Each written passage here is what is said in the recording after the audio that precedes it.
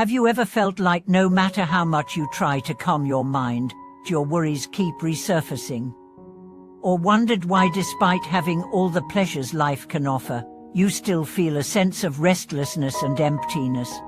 Welcome back, dear friends. I'm truly grateful to have you with me once again. And if this is your first time here, welcome to a space where we explore the timeless teachings of Buddhism to find peace, wisdom, and clarity in our everyday lives. Today, we are going to uncover one of the deepest mysteries of human suffering, why our minds are so often disturbed, despite all our efforts to calm them. With the guidance of Venerable Master Xu Yan's profound insights, we'll journey into the intricate web of the 5 desires and 6 sense objects, discovering how they trap us and how we can finally break free.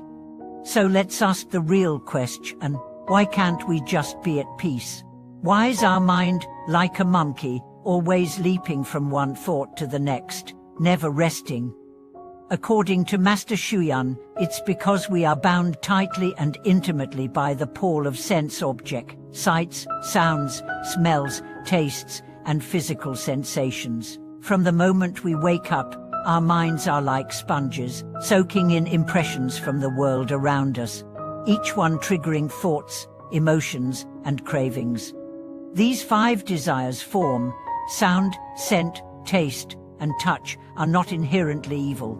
They are simply part of the human experience.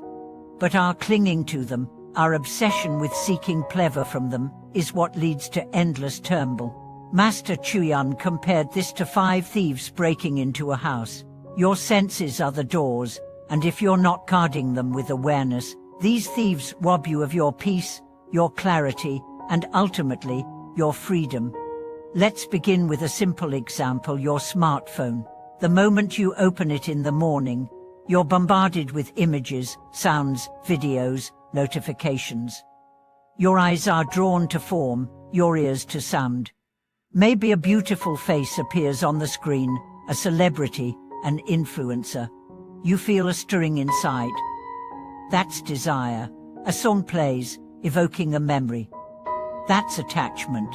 You scroll further, and an act shows a luxurious meal. Your mouth waters. That's craving. These are not accidents. Your senses are constantly reacting, and each reaction creates a new karmic imprint, a new entanglement. But here's the trap: the more we feed these desires, the stronger they become. It's a vicious cycle. The more you indulge, the more your mind becomes conditioned to seek pleasure externally. You lose the ability to sit quietly, to enjoy a moment of stillness, to be content without stimulation. Your peace is stolen by the very things you think are making you happy. Master Xu Yan warned that the most dangerous aspect of this is not the senses themselves, but our unexamined identification with them. He explained that the 8 consciousnesses, which include our 5 senses, our thinking mind, our ego mind, and our storehouse of karma, are like a complex machine. The 5 sensory consciousnesses are like windows to the world. The 6th consciousness, our intellect, interprets what we see and feel.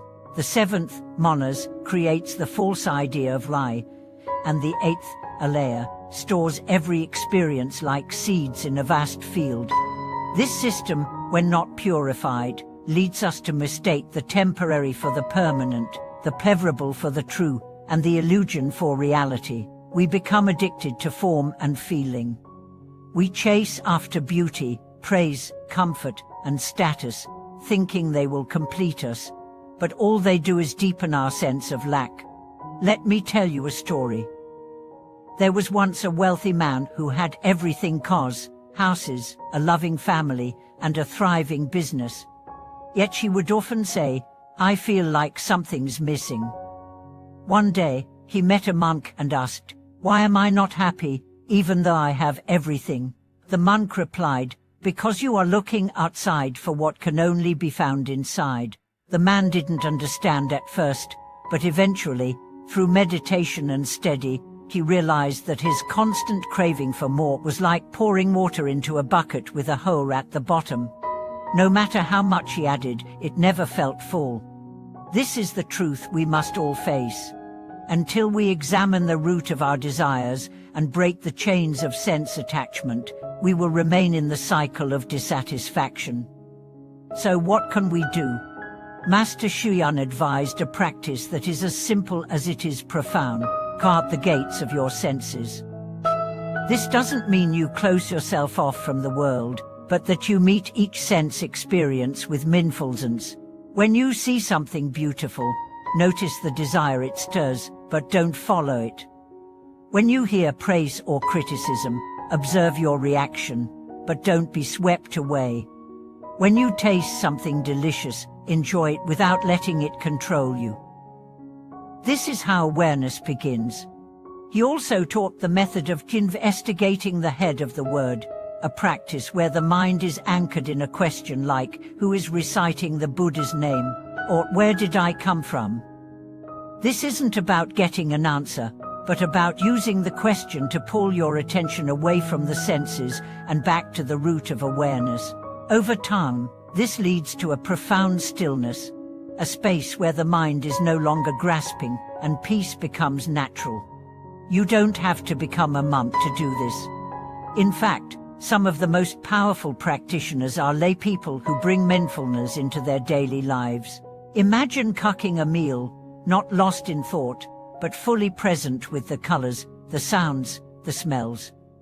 Imagine listening to someone speak, not planning your response, but hearing them with your whole being.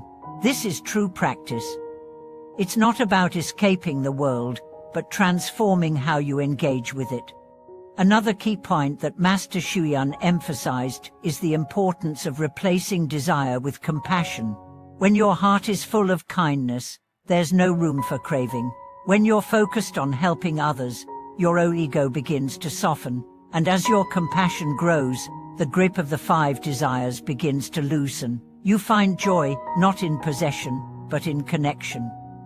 Not in taking, but in giving. This transformation doesn't happen overnight. It's a gradual process, like cleansing a mirror covered in dust.